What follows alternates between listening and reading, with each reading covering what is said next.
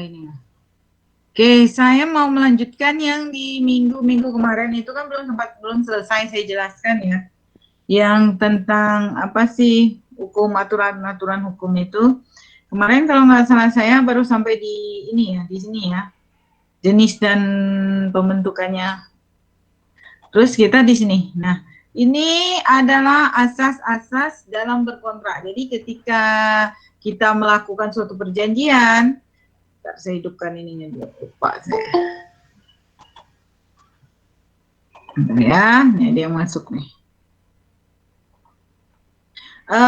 Materi bisa dilihat yang saya share? Bisa, Bu. Bisa ya. Nah, kita lanjut yang ini ya dulu ya. Nah, jadi ketika kita melakukan kerjasama atau melakukan kontrak atau perjanjian kerjasama, ini berlaku azas seperti ini.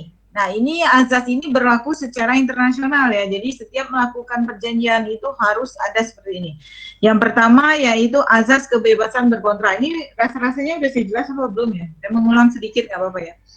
Nah, azas kebebasan berkontrak ini artinya bahwa setiap orang boleh melakukan perjanjian, boleh melakukan perikatan. Nah, itu azas kebebasan. Jadi kalau kita mau melakukan kontrak apa saja atau perjanjian apa saja itu boleh. Asalkan tidak bertentangan dengan undang-undang, tidak bertentangan dengan Pancasila, pun tidak bertentangan dengan aturan-aturan yang ada di negara. Jadi selama itu sifatnya halal atau sifatnya legal, nah itu boleh. Nah, itu untuk azas kebebasan berkontrak. Jadi sama siapa saja boleh kita melakukan kontrak. Dengan orang asing juga boleh, tidak apa-apa. Apalagi dengan orang Indonesia. Yang tidak boleh itu ketika kita melakukan kontrak itu adalah terhadap orang-orang yang tidak memenuhi unsur untuk melakukan perjanjian atau kontrak. Seperti saya pernah jelaskan, yaitu anak di bawah umur, lansia, orang yang tidak sehat akal pikiran, nah itu tidak boleh. Tapi kalau dia sehat, jasmani, rohaninya sehat, dia boleh melakukannya. Dia punya memang dia sudah memenuhi gitu untuk melakukan kontrak. Yang kedua yaitu azas itikat baik. Jadi ketika kita melakukan kontrak itu harus ada itikat baik. Jangan kita melakukan kontrak itu kita udah pemikiran buruk dulu. Oh, nanti kalau saya kontrak ini nanti mungkin di awal saja saya bayar, rasanya enggak. Itu kan artinya udah ada itikat tidak baik. Jadi harus ada itikat yang baik. Itikat yang baik itu maksudnya bahwa kerjasama yang kita lakukan, perjanjian yang kita lakukan itu sama-sama menguntungkan kedua belah pihak. Jadi saling untung, bukan satu untung satu rugi ya, itu bukan perjanjian namanya. Tapi yang namanya perjanjian kerjasama itu adalah menguntungkan kedua belah pihak. Nah, selanjutnya azas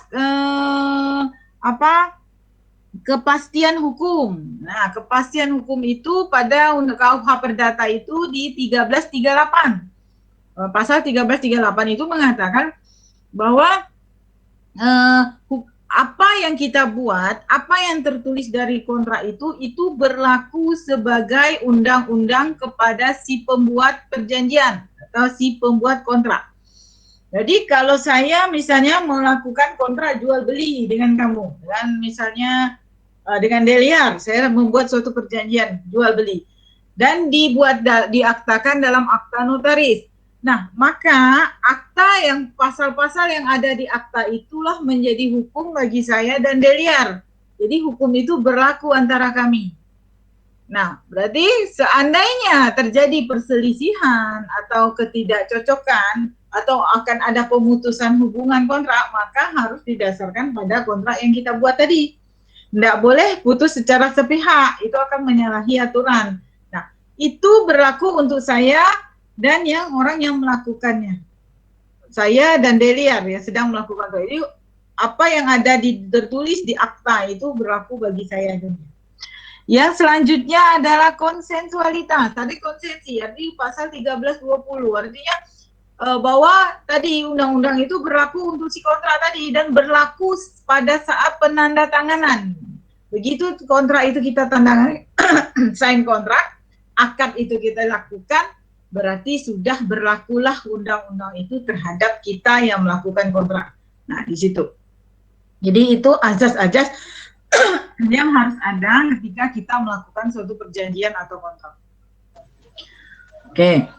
Yang selanjutnya kita lihat di sini tentang azas universal. Jadi dalam suatu perjanjian nantinya ketika kamu melakukan suatu perjanjian atau melakukan suatu kontrak, kontrak kerja mau kontrak konstruksi kah, mau kontrak apakah, perjanjian konstruksi kah atau perjanjian kerja atau perjanjian apa sajalah, itu kita mengenal azas lex specialis, derogat legi generalis. Nah, ini adalah ketentuan-ketentuan yang didapati dalam aturan hukum umum dan berlaku kecuali kecuali yang diatur khusus dalam aturan undang-undang khusus tersebut. Jadi lex specialis ini artinya ketentuan itu dia masuk. Nah, artinya itu adalah aturan yang sifatnya spesialis itu akan menyampingkan yang umum. Itu tadi saya katakan. Saya punya surat perjanjian, berarti itulah yang berlaku antara saya dan orang tersebut. Nah, itu harus sederajat ya, misalnya ketentuan-ketentuan lex spesialis harus sederajat dengan ketentuan lex generalis, arti undang-undang dengan undang-undang. Nah, artinya tidak boleh misalnya aturan pemerintah menyampingkan aturan undang-undang, bertentangan, nah itu tidak boleh. Nah, tapi ketika dia bersederajat, misalnya akan dipilih mana yang lebih cocok nih.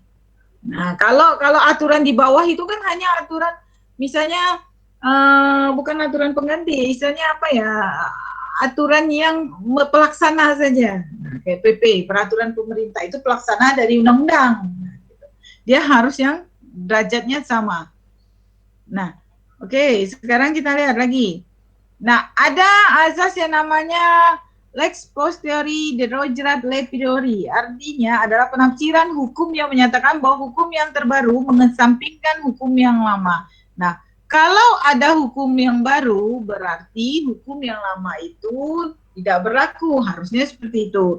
Tapi kebanyakan di negara kita ini ya, ketika pemerintah membuat suatu aturan yang lama tidak dicabut.